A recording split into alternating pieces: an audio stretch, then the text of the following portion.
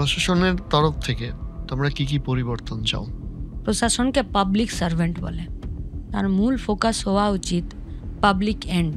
তাহলে প্রশাসন যে প্রশাসন দুর্নীতিকে প্রশ্রয় দেয়। কালীগঞ্জে যেদিনকে আমরা গেলাম না থানাতে, যেদিনকে তামান্নাকে বোম মেরে উড়িয়ে দিল, তামান্নার মা যখন একটার পর একটা প্রশ্ন করছে, তামান্নার মা পরপর নাম বলে দিচ্ছে নাম, তখন একটি প্রশাসনের লোক দাঁড়িয়ে বলছেন, বোঝেনি তো আমাদের লিমিটেশন আছে।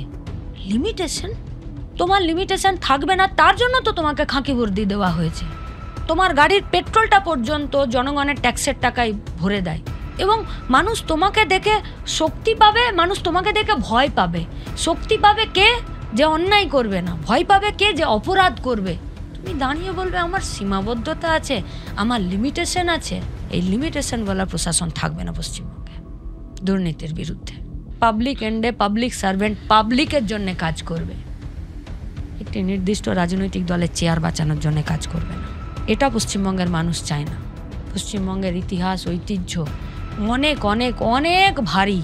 সেই পশ্চিমবঙ্গের লিমিটেশনওয়ালা প্রশাসনকে আমরা রাখব না। এখানে প্রশাসন থাকবে মানুষের জন্য, নিরপেক্ষতার জন্য এবং আমাদের দেশের সংবিধানকে বাঁচানোর জন্য।